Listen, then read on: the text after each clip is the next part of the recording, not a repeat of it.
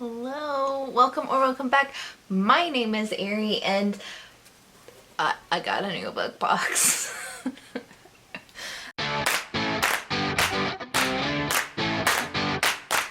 I did have somebody say that they thought that this box sounded really cool, so I went ahead and grabbed it.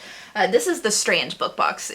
I don't know if you could tell because the label's kind of in the middle of it, but the Strand is a huge bookstore in New York City, and they have book boxes, but they're not monthly, they're quarterly. I guess you could say it either way, but you get 4 boxes a year. How much the book box costs depends on which book box you pick, and you pick by genre. So this one is the fantasy sci-fi book box, obviously, and it costs $50 a quarter. But if you got like children books or something like that, it would be like $35. So dependent. I don't know a whole lot about this box, and I don't want to look it up because I kind of want to be surprised about what's in here. But I do believe that it comes with at least 2 books. So, extra books. Always cool.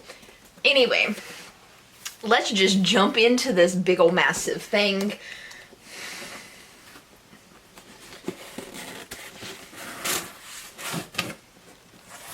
Ooh, red. This is so anticlimactic. Alright, the first thing we've got in here is surprisingly delicious matzo chips, cinnamon sugar. Eat something, you look skinny. They're vegan, nut-free, nothing artificial, and no trans fat. They're kosher, but not kosher for Passover. I'm not Jewish, I don't know what that means. So, it's baked, not fried. And they're just little cinnamon sugar bites. Let's eat them. So they're like little chips like this. They smell delicious. Okay, initially it just tastes like a churro. Like if you've ever had a churro or like any piece of bread covered in cinnamon and sugar, that's what it tastes like. But like as you chew it, there's like too much bread, and then it has this like stale cracker taste. About halfway through eating, and like the aftertaste is very stale cracker. So I'm gonna say that's not my favorite and move on. The next thing we have up here is the Wild Oat Very Adult Oatmeal Raisin Luscious Oatmeal Cookie with voluptuous raisins, a slap of aromatic spices, a kiss of Bali Rama, I don't know what that is, and sea salt. The napkin is optional. It's an oatmeal raisin cookie, and I hate raisins, so I'm not gonna try this because I'm not gonna like it. Maybe if you like oatmeal raisin cookies, that would be good. Next up, I have a pencil holder with dinosaurs and books. Dinosaurs reading books. Can you get better in life than dinosaurs and books? I'm sold. I have no use for a pencil holder at all, but I love it. It is my everything. We're gonna cover up the oatmeal raisin cookie because that was gross. Next up, I have Golden Ratio Chai Spice Gold Coffee. So, blended with traditional chai spices and flavors like cardamom, cinnamon, allspice, and cloves for a cup of comfort that's familiar and refreshing, subtly sweetened. I could do without the sweetened part. Oh, it only has like 15 calories, so it is like really subtly sweetened. That's fine. And it's a pouch. You place the pouch in 8 ounces of boiling water. You steep for 5 to 10 minutes. Remove the coffee pouch and enjoy. And you can also make cold brew. So, cool. I will try that and let you know at the end of the video what this tastes like for everything in this box, because usually I do it like the next month I review what goes on in the box. For this box, because I will only get it once every 3 months, I will put my reviews of everything at the end of this video instead of coming back to it in 3 months. And then the Golden Ratio thing came with a bookmark. The next thing in here is a book magazine, which is really cool. This is something I've never gotten a book box, but I'm not like, that's cool. Like, I like the idea of a book magazine. This is the Oh Reader for the Love of Reading. I don't know anything about it. I've never heard of this company before. It looks like just a standard regular magazine. So I'm excited to peruse this. And I have 2 books in this box. The first book is a book called Blackfish City by Sam J. Miller. When a strange new visitor arrives in a floating city in the Arctic with humanity's last hope after the ravages of climate change, the city is in trance. She's riding an orca and has a polar bear at her beck and call. She's called the Orcamancer. Excuse me, she's called what? She's called the Orcamancer, and she very steadily unites 4 desperate people to stage unprecedented acts of resistance. By banding together, they will learn shocking truths about themselves and save their city before it crumbles under the weight of its own decay. I honestly don't know what to feel about this at all. I have no words. I have no ideas. I'm just gonna, we're gonna move on to the other book. The other book that I have is Machinehood by S.B. Divya, and who is a Hugo and Nebula Award finalist. This one does come with like a little booklet that I don't want to read because I'm afraid it might spoil something from the book, and it also comes with a signed book plate if you're into that type of thing. Welga Ramirez, executive bodyguard in ex-special forces, is about to retire early when her client is killed in front of her. It's 2095 and people don't usually die from violence. Humanity is entirely dependent on pills that not only help them stay alive, but allow them to compete with artificial intelligence in an increasingly competitive gig economy. Daily doses protect against designer diseases, flow enhances focus, zips and buffs, augment speed and physical strength, and Juvers? Juvers? I don't know how to say that. And Juvers' speed and healing process. All that changes when the Machinehood, a new and mysterious terrorist group whose operatives seem to be part human, part machine, simultaneously attack several major pill funders. They issue an ultimatum. Stop all pill production in 1 week. Global panic ensues as supply lines get disrupted and many become ill. Thousands destroy their domestic bots in fear of an AI takeover. Determined to take down the Machinehood, Welga is pulled back into intelligence work by the government that once betrayed her. But who are the Machinehood and what do they really want? A thrilling and thought-provoking novel that asks if we won't see machines as human, will we instead see humans as machines? I'm sorry for my reading of that. The font that they used does not really differentiate that greatly between individual letters, so it's very hard to read. But yeah, I don't know, but sounds kind of interesting, but it also could be really bad. So this is my first Strand box. What do you think? I'm down with this. It's not like the best thing I ever had, but it's pretty cool. All right, time to review the books that came in this box. First, I read Blackfish City by Sam Miller. I ended up giving this a 2 stars. I didn't particularly care for this book, but I think a lot of people will. So, what is this book about? This is kind of confusing. This is a dystopian sci-fi, and this follows 4 separate characters, really. I mean, there's perspectives from more than the 4 characters, but for the majority of the book, it follows those 4 characters. And they all live in this city that we're going to call Blackfish City, even though that's not the name of it. The name of it is something Icelandic.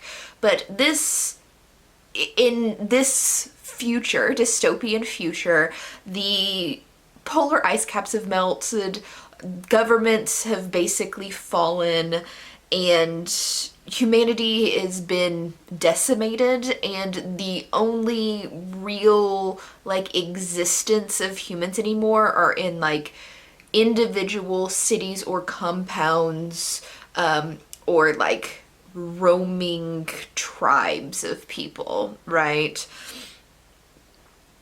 And the cities tend to be ruled by corporations instead of like traditional governments in these days. So this takes place in a city off the coast of Iceland that is a man-made island, basically built with the same technology they used to make deep sea oil wells in our modern times.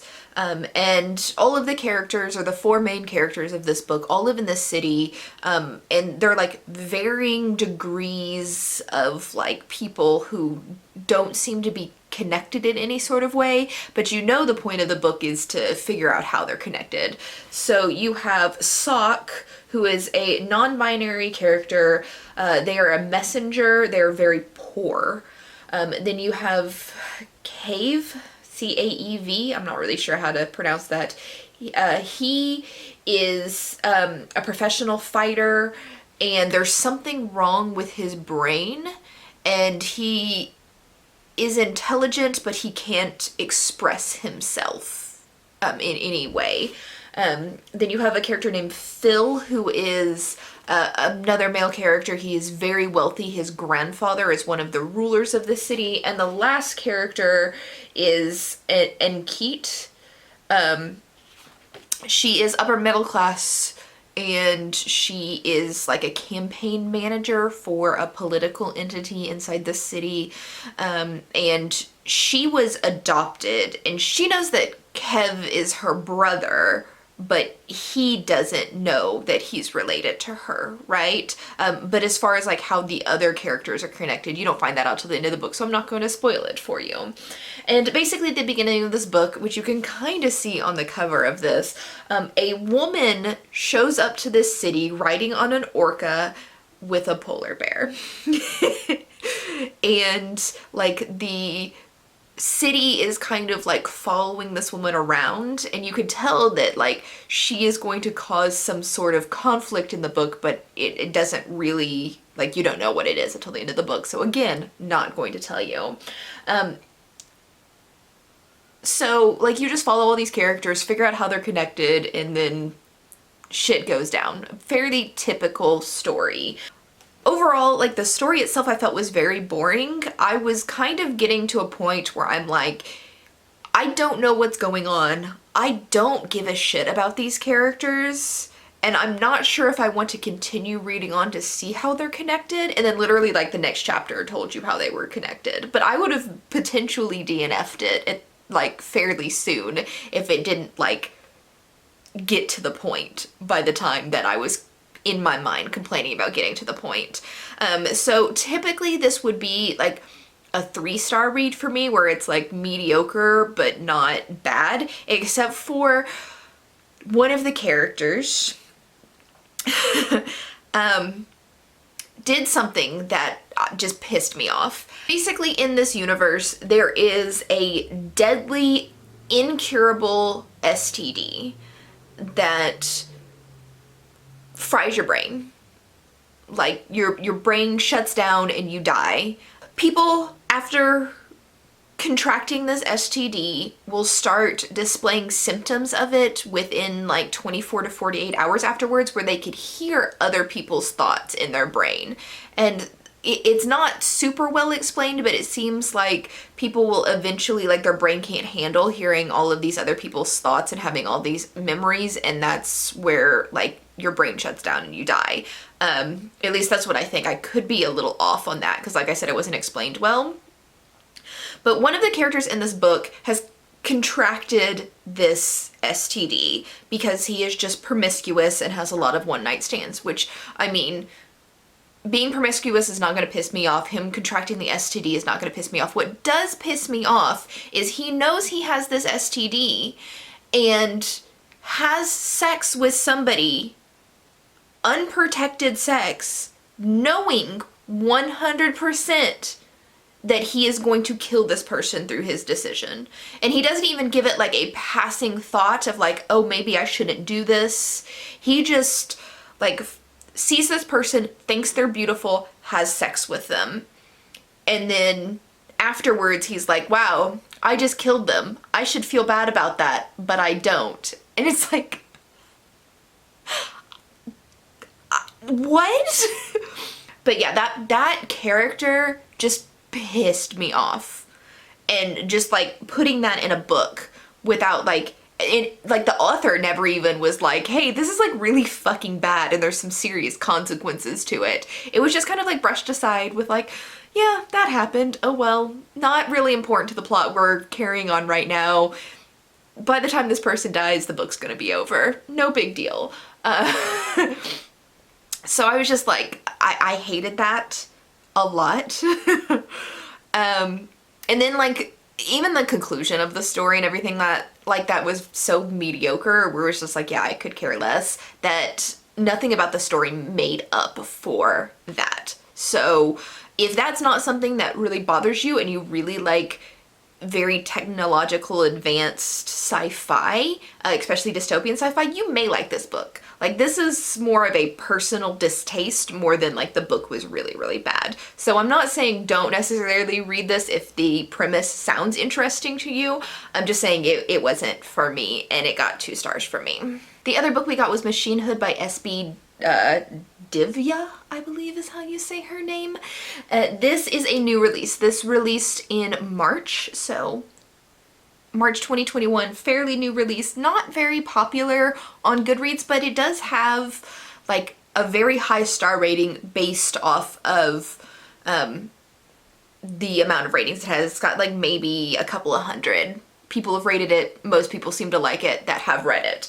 So this in general is not my type of sci-fi. This is like a futuristic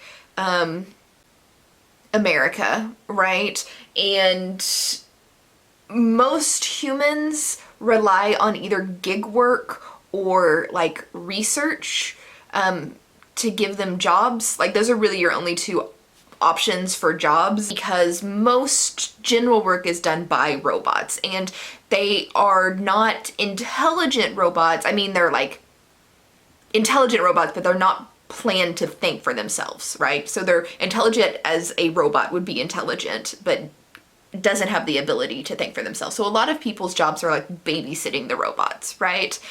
And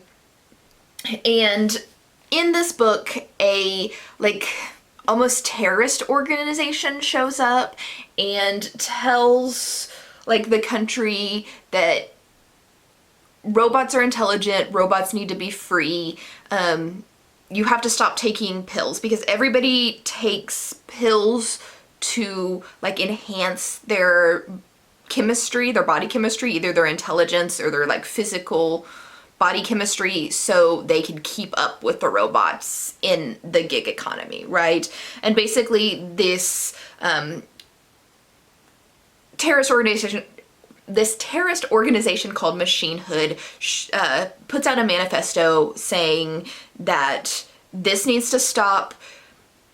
The entire world has like 24, 48 something hours to stop taking these pills, stop producing the pills, or they're going to kill everybody or destroy all the pill manufacturers or something terrorist like. So all in all, just not really my story type. Like it's not something that I typically enjoy reading about, but I wasn't like hating it by any means.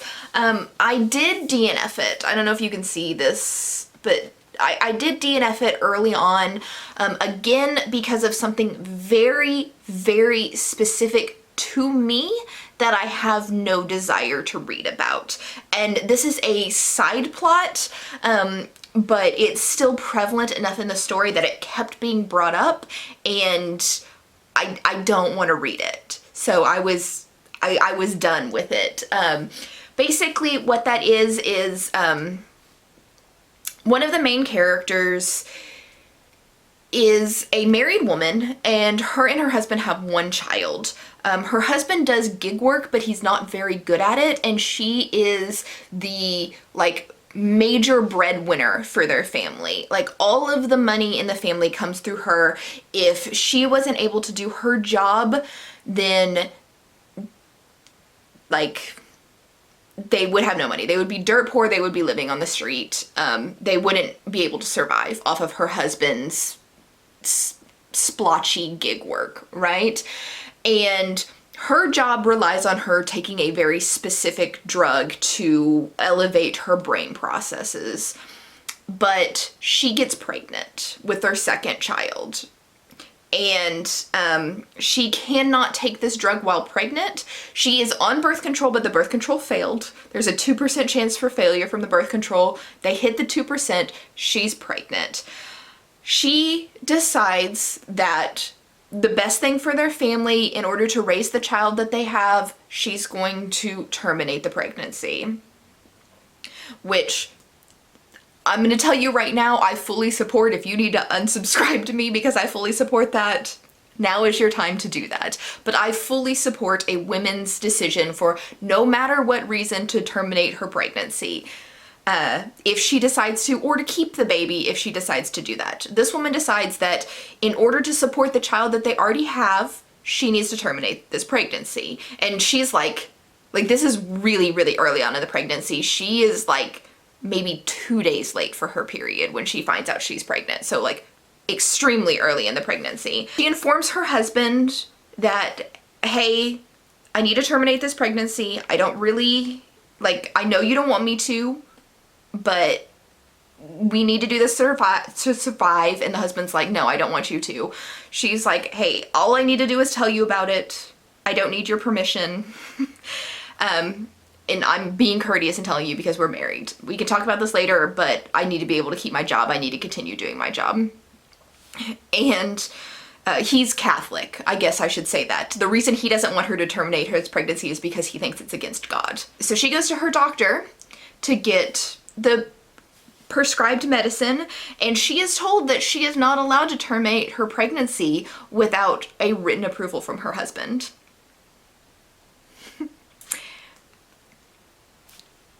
No, I hate that. Like, a man, I understand, like, it's his baby too, he should have a say in it, but I don't think religion should be the say in it. I don't think a religious reason is enough reason to, like, say that, hey, wife, you can't have, or you are forced to have this child that I know you don't want to have. You have to go through the hell of you have to destroy your body, because babies destroy bodies no matter what. Sometimes it's worth it. To a lot of women, it's worth it. I'm not saying it's not worth it, but a baby will destroy your body. You have to quit your job.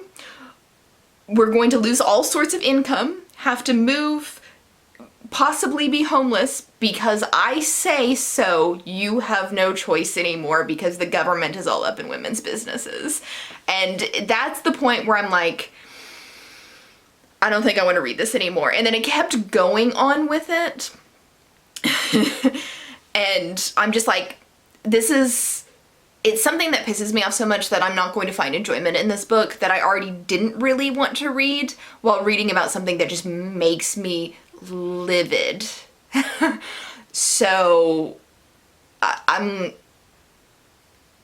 gonna DNF it. If that is not something that bothers you, you may really like this book. Like, there's a possibility this is a fantastic book. It's just that one little side plot thing makes me so angry that it's not worth my time to continue reading this. So, not saying this book is bad by any means, it's just not a book that I will enjoy.